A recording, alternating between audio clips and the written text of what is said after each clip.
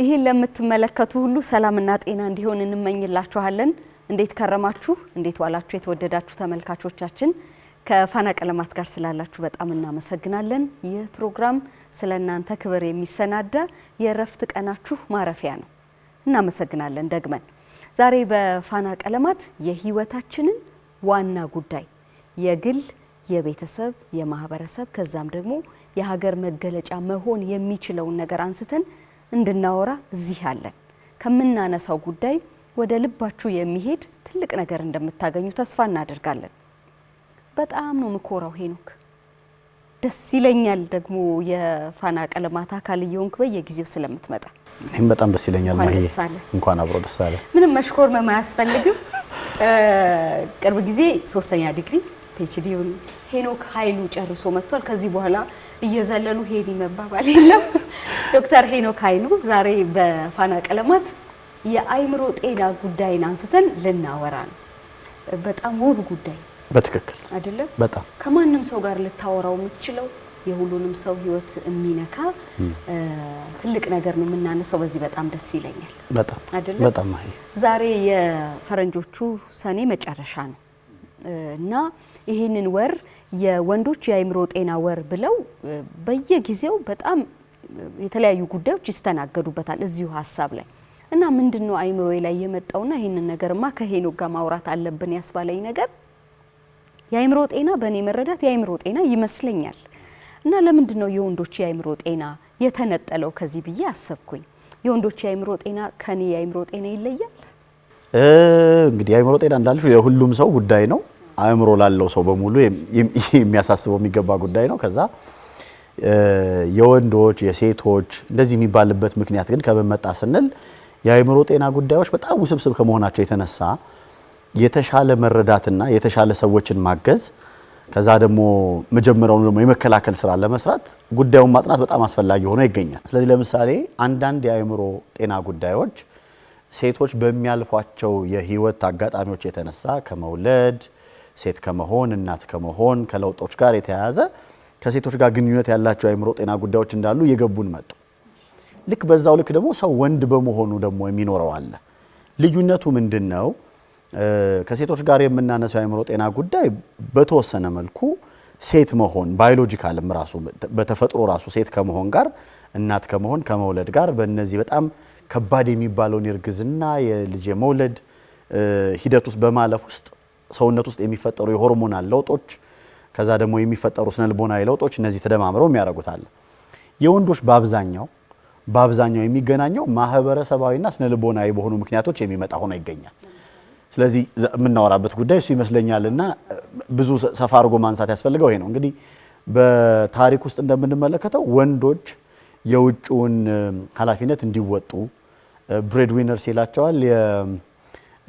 የውጭውን ነገር ሰርተው ለቤተሰቦቻቸው መምራት የሚያስችል ገንዘብ ይዘው መምጣት፣ ይሄንን የማድረግ ኃላፊነት ቤት የመምራት ኃላፊነት በዚህ በሰዎች የኑሮ ሂደት ውስጥ ብዙውን ጊዜ ያለው ወንዶች ጋር ሆኗል። እኛ ሀገር ብቻ አይደለም፣ ብዙዎቹ ሀገሮች ላይ በራሱ ችግር አይደለም። ግን ደግሞ ያንን ተከትሎ የመጣ ጫና የወንዶች የአይምሮ ጤናን ጉዳይ ለየት አድርጎ መመልከት የግድ አስፈላጊ እንደሆነ እንድንረዳው አድርጎናል። አንደኛው ገፊ ምክንያት ይሄ ነው። ሁለተኛው ገፊ ምክንያት በዚህ ሂደት ውስጥ ወንዶች ደግሞ ዴቨሎፕ ያደረጓቸው ወንድነት ሲባል መገለጫ ሆኖ ካራክተር ሆኖ የተለመዱ ነገሮች የአይምሮ ጤና ጉዳይ ወንዶች ላይ በሚከሰቱበት ጊዜ የበለጠ ከፍ ብለው እንዲከሰቱ በቀላሉ መታከም ይችሉ የነበሩት ጉዳዮች በብዙ ገፊ ምክንያቶች የተነሳ በጊዜ መታከም እንዳይችሉ የሚያደርጓቸው ከዚህ ቅድም ካወራ ነው ምንድነው ወንዶች እንደዚህ ነው መሆን ያለባቸው የሚል መጠበቆች ጋር ተያይዘው ያሉ ሁኔታዎች የተለየ ያደረገው። ስለዚህ ትኩረት ሰጥቶ ጊዜ ሰጥቶ መመልከት አስፈለገ። ሌላው በጊዜ በኋላ የተደረጉ ጥናቶች ለምሳሌ የአይምሮ ጤና ጉዳይ ደርሶባቸው ስንመለከት በብዛት በማጋጠም ወንዶች ላይ ተጋላጭነታቸው በመብዛት በብዙ ሀገሮች የአይምሮ ጤና ጉዳዮች በጣም ሰፊ ናቸው። አብዛኛው የአይምሮ ጤና ጉዳዮች ግን በብዛት ወንዶችን የሚይዙ ሆነው ይገኛሉ። ወንዶች ላይ ደግሞ ሲሆኑ ቅድም ባልናቸው ምክንያቶች መታከም ይቻላል አለመታከማቸው ኢቭን አንዳንድ ጊዜ በጊዜ ራሱ መታየት አለመቻላቸው ቆይቶ ይመጣና የሕክምና ሂደቱን በጣም አስቸጋሪና ከባድ ውስብስብ ማድረጉ ነገር ተደማምሮ የወንዶች የአእምሮ ጤናን ጉዳይ የተለየ አድርጎ በደም ስፋት ጊዜ ሰጥቶ በደንብ አድርጎ መወራት ያለበት ጉዳይ አሁን እንዳልሽው ወር ሰጥቶ የአድቮኬሲ የሚሰራበት እንዲሆን ያደረገው ነው ማለት ነው። አንድ በጣም የገረመኝና እንደዛ ናቸው እንደ ወንዶች ብዬ እንዳስብ የወንዶች የአእምሮ ጤናን በጣም ከሚጎዱት ምክንያቶች መካከል አንዱ እርዳታ አለመፈለግ ነው ይላል። ለምሳሌ በዚህ ጉዳይ ሴቶች ሌላ ነገር ልናወራ ተገናኝተን ማሂ እንዴት ነሽ? ደህና ነሽ? ልጅሽ ደህና ነው? ኑሮ ደህና ነው ብለህ ብትለኝ የሆነ ነገር ካለ ወዲያው እምባይ ነው ዝርግፍ የሚለው አይደለ? እና ወንዶች እርዳታ አይፈልጉም እንዴ ብዬ እንድል አደረገኝ። እንደዛ ነው በትክክል። አሁን ጥሩ እንትን ያነሳሽው እምባይ ዝርግፍ ይላል ያልሽው ብዙ ጊዜ አላረኩም እንዴ አንዱ ማስረጃ ሊሆን ይችላል። እንግዲህ ይሄ ክራይንግ ፎር ሄልፕ በጣም ለእርዳታ መፈለግን መግለጽ ከሰውነት በሚወጣው እንባም በሁኔታዎችሽም በመሳሰለው መግለጽ የተለመደ ነገር ነው። ቅድም ያልኩት መገለጫዎች ያለው ይሄ ነው። ወንዶችን በሂደት ውስጥ ስናሳድግ እንደ ማህበረሰብ ሌላው ማህበረሰብ የኢትዮጵያ ብቻ ሳይሆን በአጠቃላይ ወንዶች በሚያድጉበት ሁኔታ ውስጥ ስሜቶቻቸውን ዋጥ አስቸጋሪ በሆኑ ሁኔታዎች ውስጥ ጠንካራነታቸውን ለመግለጽና ለማሳየት ጠንከር ብለው ቻል አድርገው ተሸክመው ማሳየት እንደሚጠበቅባቸው ነው። በራሱ ተመልካቾች እንዲረዱት የሚፈልገው ይሄ ጉዳይ በራሱ ይሄንን መጠበቅ ችግር ነው፣ ኃጢአት ነው እያልን አይደለም። ይሄ ግን ያመጣው ተጽዕኖ አለ ነው። ተጽዕኖን እንፍታው ሌላ ጥያቄ ነው። ይሄ ልክ ነው አይደለም የሚለው የኛ ሙያ ጉዳይ አይደለም። የማህበረሰብን ሁኔታ የሚያጠሩ ሰዎች የሚዘረዝሩት ጉዳይ ነው። ግን በሂደቱ ሰዎች ለኛ ሀገር ግጥም አለ አይደል? የሎሬት ጸጋዬ ገብረመድህን ወንድ ልጅ ብቻውን ነው ወንድ የሚያለቅስ ከሰው ተደብቆ አንጀቱን በእንትኑ ታጥቆ እንደዚህ ብሎ ሽሽግ ብሎ ብቻውን ማልቀስ ችግር ነው አይደለም? አሁን የኛም አሁን ጉዳያችን ግን ያ ቅድም ያልሽው አንቺ አመልጦሽ ማልቀስሽ ሰዎች ጋር ሆነሽ በሚፈጠሩ ሁኔታዎች ማልቀስሽ ችግር አይደለም። እንዳውም የበለጠ ሰዎች ግልግል ነው። እርዳታ እንዲሰጡሽ እንዲረዱሽ ያደርጋቸዋል።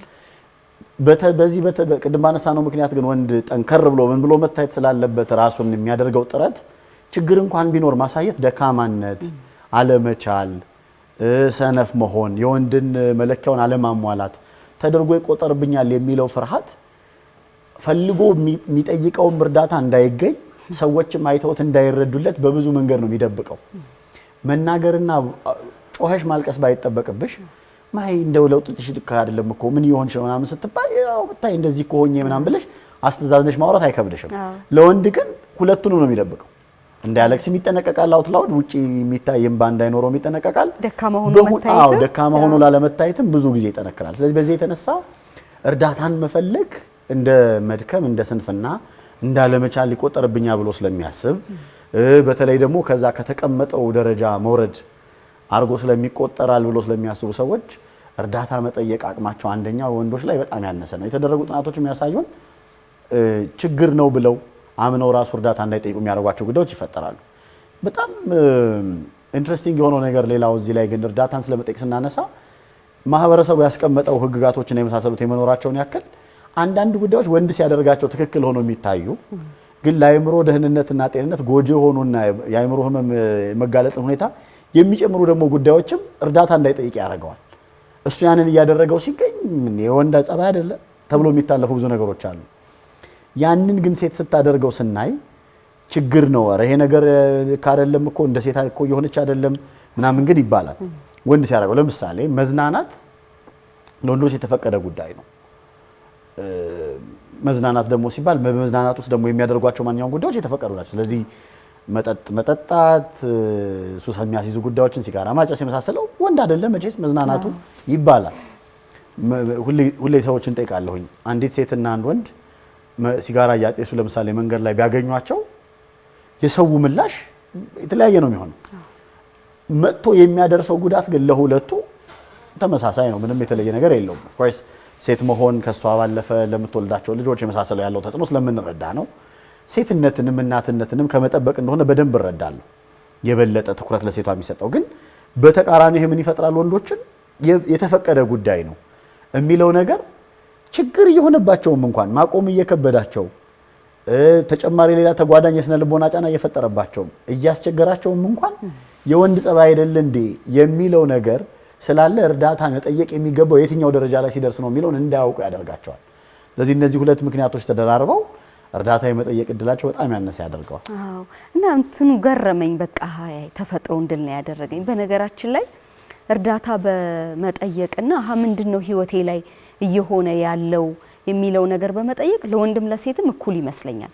ስለ አእምሮ ጤና ስናነሳ አያስተኛም፣ አይጥልም አልጋ ላይ ግን ይገዘግዛል፣ ነፍስን ይገዘግዛል። ከዛ ወደ ስጋ ነው የሚመጣው እና ምን አይነት ንቃት ነው የሚያስፈልገው? ይሄ ነገር ልክ አይደለም ደብሮኛል እያሉ እንደ ቀልድ ከማለፍ ይልቅ ይሄ እኮ ትናንት ከነበረ ማንነቴ ጋር ሲነጻጸር ልክ አይደለም ብሎ እርዳታ ወደ መፈለግ እንዲሆኛለሁ ብሎ ወደ ማለት በመንፈሳዊው በሌላውም ዓለም እንዴት አይነት ንቃት ነው የሚያስፈልገው? በጣም እንግዲህ አንዱ በተለይኛም ሀገር ሌሎችም ሀገሮች አንዱ በጣም እየደከምን ያለነው ጉዳይ ሰዎች ያ የምትዩ ንቃት እንዲገባቸው ማድረግ ላይ ነው። በነገራችን ላይ ትንሽ የኛን ሀገር ሁኔታዎች እንትን ልበልሽ፣ ለምሳሌ ጥናቶች የሚያሳዩትን ምንድነው ሰዎች እርዳታ ፍለጋ የአእምሮ ሕክምና የአእምሮ የስነ ልቦና ድጋፍ ፍለጋ እንዴት ነው እኛ ጋር የሚመጡት፣ ይሄ ወደ ሕክምና ቦታው እንዴት ነው የሚደርሱት የሚለውን ለማጥናት ሙከራ አድርገን ነበር። ቢመጡ ሰዎች ወደ ዘመናዊ ሕክምና ቢመጡ መጀመሪያ የሚመጡት የአእምሮ ሕክምና ቦታ ላይ አይደለም፣ ሌላ ሕክምና ቦታ አካላዊ መገለጫዎች አሏቸው።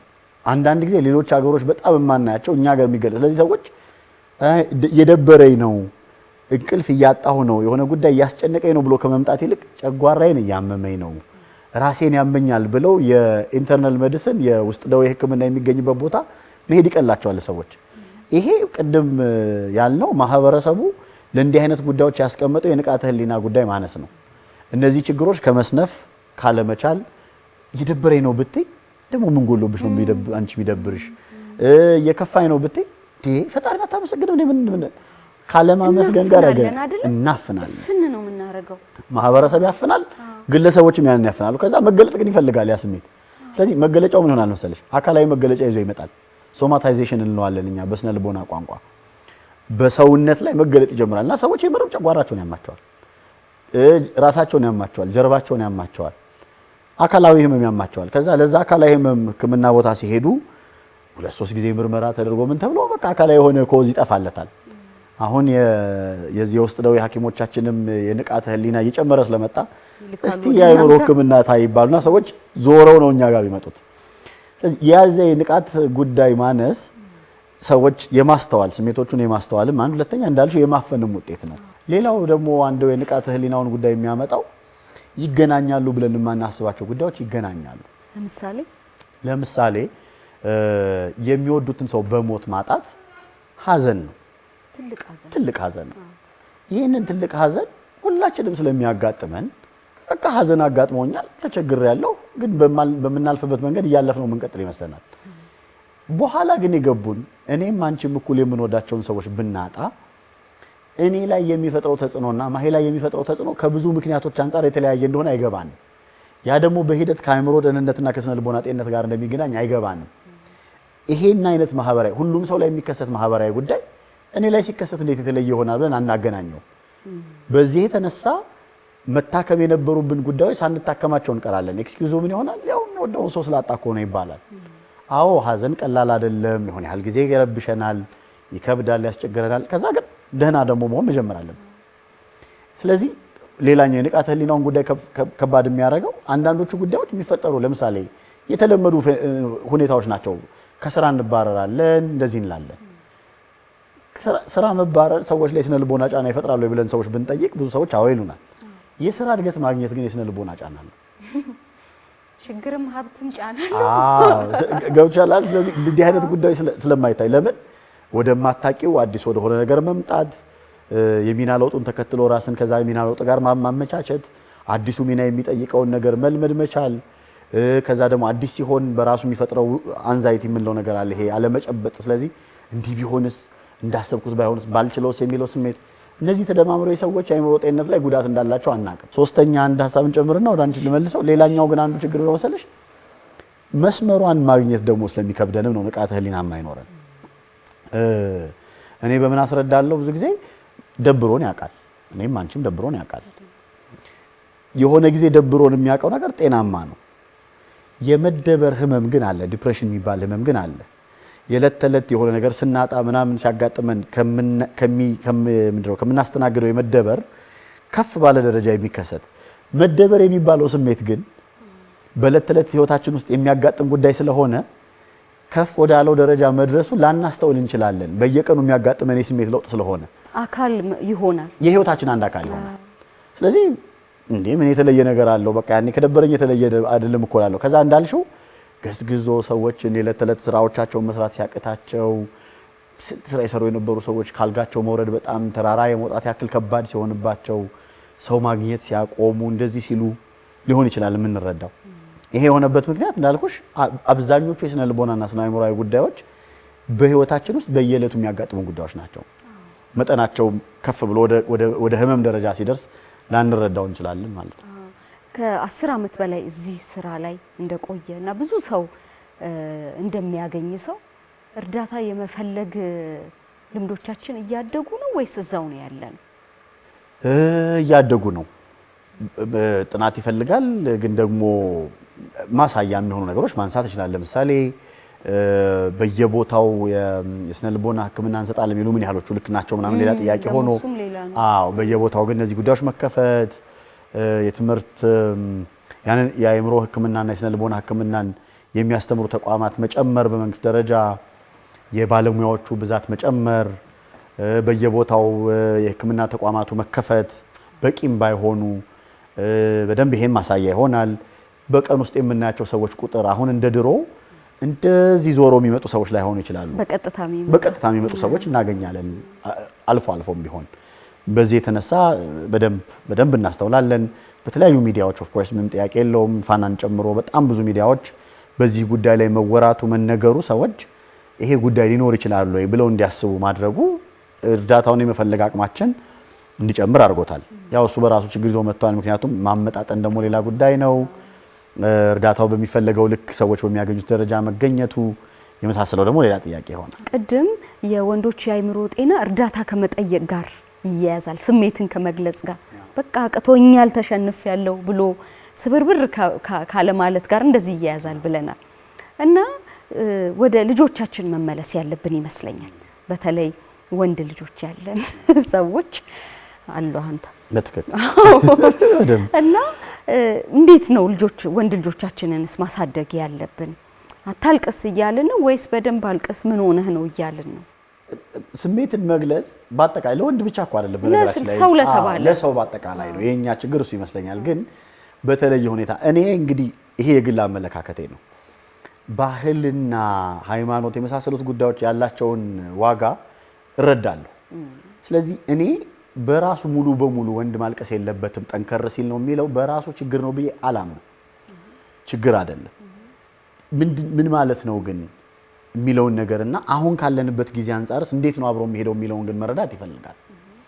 ጠንካራ ስብዕና ኖሯቸው ማሳደግ የመሳሰለው በራሱ ችግር አይደለም ማለት ነው። ያስፈልጋል ህይወት። ጠንካራ ማድረግ ማለት ግን ስሜትን አለመግለጽ ማለት አይደለም የሚለው ግን ሊገባን ያስፈልጋል።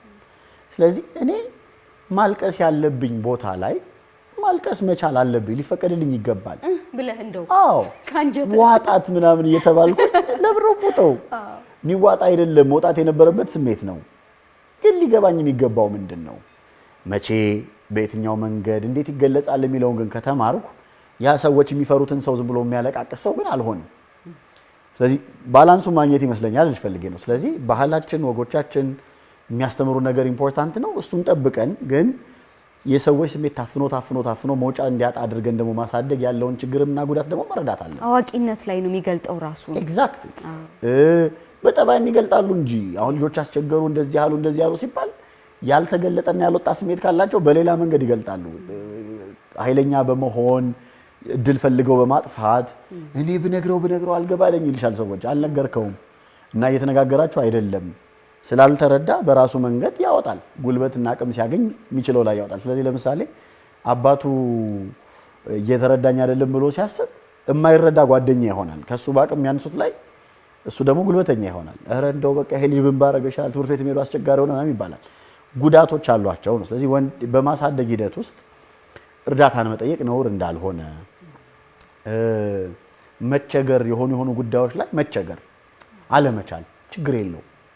ችግር የሌለው ለምንድን ነው? በቃ በሁሉ ነገር አንደኛ መውጣት አያስፈልግም እና የሆነ ቀን ደግሞ ይችላሉ በሂደት እየገባን እያወቅን ጭራውን እየያዝነው መፍትሄውን እያወቅነው መግቢያ መውጫው እንዳልሽው እየገባን ስንመጣ ማንም እርዳታ የማያስፈልገን ደረጃ ላይ እንደርሳለን። በትክክል መቻል ላይ እንድንመጣ የሚያደርገን ይሄ ነውና በዚህ መንገድ ልጆችን ማሳደግ የተሻለ ጥንካሬ ይሰጣል ብዬ አስባለሁ። በጣም ዋና ነገር ነው። እኔ መቼም አይምሮ ደህና ሆኖ የተቀረው ነገር ቀስ እያለ ቢመጣ እጅግ የተሻለ ነው ብዬ አምናለሁ። ዋና ጉዳይ ስለሆነ እና በጣም ቅድሚያ የምንሰጠው በጣም ትኩረት የምንሰጠው እና የምንጠብቀው ነገር መሆን እንዳለበት በጣም ጽኑ እምነት አለ። ሳይንሱ ምንድን ነው የሚለው? ሳይንስ ወደ ምን አድጓል መሰለሽ? በጣም ትክክል ነው ያልሽው። መበሻሸቅ እንዳይመስላቸው ሌሎች ሰዎች የእንትን ይበልጣል የኛ ይበልጣል እንዳይመስላቸው ምንልሽ ነው። አሁን ሳይንስ ወደ ምን ደርሷል? የሰው ደህንነት አጠቃላይ ደህንነት ሆሊስቲክ ዌልነስ ነው የምናወራው። ሆሊስቲክ ዌልነስ ማለት አካላዊም ስነ ልቦናዊም አእምሮአዊም መንፈሳዊም ደህንነቱ ካልተጠበቀ አንድ ሰው ደህና አይደለም።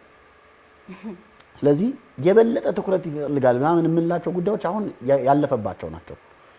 እኩል ትኩረት፣ እኩል መረዳት፣ እኩል ጥበቃ ይፈልጋል። ምክንያቱም አሁን ባለን የጥናት ሁኔታ አካላዊ ህመሞች ስነ ልቦናዊና ስነ አእምሮአዊ ጫና ይፈጥራሉ። በተቃራኒው ደግሞ ስነ ልቦናዊ ጫና አካላዊ ህመሞች ያመጣሉ። የተሳሰረ።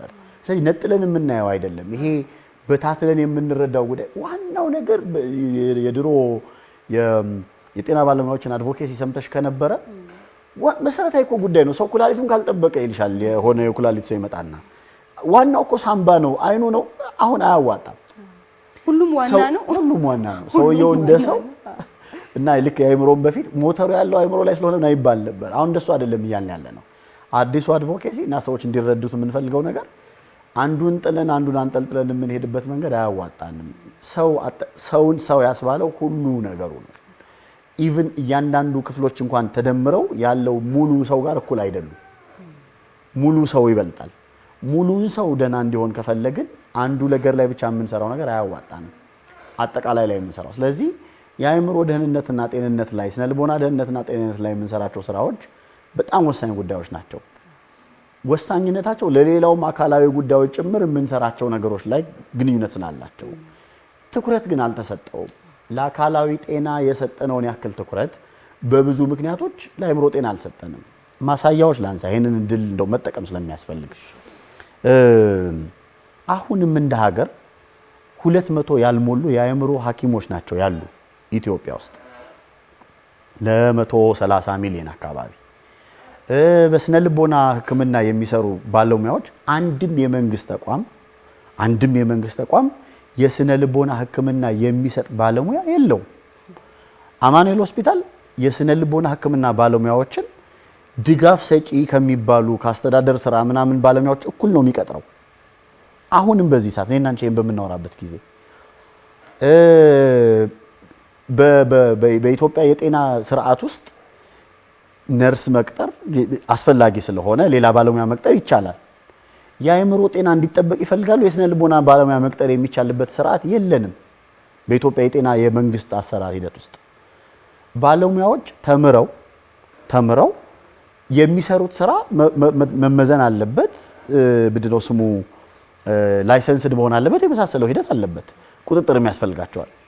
የስነ ልቦና ሕክምናን በሚመለከት የሚቆጣጠር አካል የለንም እስካሁን ድረስ። ይሄ የሚያሳየው የሰጠነው ትኩረት አሁንም ገና በጣም ወደ ኋላ የቀረ እንደሆነ ማስረጃ ነው። አንድ ለእናቱ የአማኑኤል ሆስፒታል አቻ የኖረው በጣም ከቅርብ ጊዜ ወዲህ በተወሰነ መልኩ የሚሰራ የካ ኮተቤ ሆስፒታል ኖረን፣ ከዛ ያም ደግሞ ቢሆን ያንን አይደለም መድገም የምንፈልገው። ምክንያቱም አሁን በየትኛውም የመደበኛ የጤና ስርዓት ውስጥ መካተት ነው ያለበት።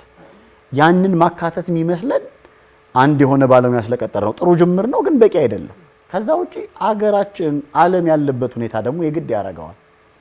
የስራ ሁኔታ፣ የኢኮኖሚ ለውጦቹ፣ ጫናዎቹ፣ የጦርነት ሁኔታዎች፣ በየቦታው በየጊዜው የሚፈጠሩ ነገሮች፣ እነዚህ ነገሮች ሲደማመሩ እንደውም የስነ ልቦናና የአእምሮ ጤንነት ጉዳይ በጣም አሳሳቢ እንደሆነ ማስረጃዎች ናቸው። ስለዚህ ጊዜው ለሚጠይቀው ልክ መዘጋጀት ደግሞ ሌላኛው ጉዳያችን ነው እና የግድ እዛ ደረጃ ላይ መድረስ አለብን። አዎ እና ቀጠሮ የምትሰጠውም ነገር አይደል፣ በር ላይ የደረሰ አይነት ይመስላል። ስለዚህ እንደዚህ ያሉ የዋና የህይወት ጉዳዮች በፋና ቀለማት በማምሻ በሰዓት ዳር ጨዋታ ፕሮግራሞቻችንና በሌሎች የፋና ሚዲያ ኮርፖሬሽን ፕሮግራሞች እያነሳን እንቆያለን። ደግሞ ግዴታችንን ነው እኛም እዛ ውስጥ ስላለን። ዶክተር ሄኖክ በጣም ነው ማመሰግነው። እኔም አመሰግናለሁ ማለት ደስ ብሎኛል በጣም። ቴንክ ዩ በጣም። የተወደዳችሁ ተመልካቾቻችን ዛሬ የአእምሮ ጤና ጉዳይን አንስተን ከዶክተር ሄኖክ ኃይሉ ጋር ቆይታ አድርገናል። መጪው ሳምንትና ቀጣዮቹ ጊዜያቶች ለአእምሮ ጤናችሁ ለእናንተም የእናንተ ለሆኑ ሁሉ ቅድሚያ የምትሰጡበት እንዲሆን ይህንን መንገድ የምትጀምሩበት ጊዜ እንዲሆንላችሁ እንመኛለን። ከኛ ጋር ስለነበራችሁ እናመሰግናችኋለን። መልካም ቀን፣ መልካም ጊዜ ይሆንላችሁ።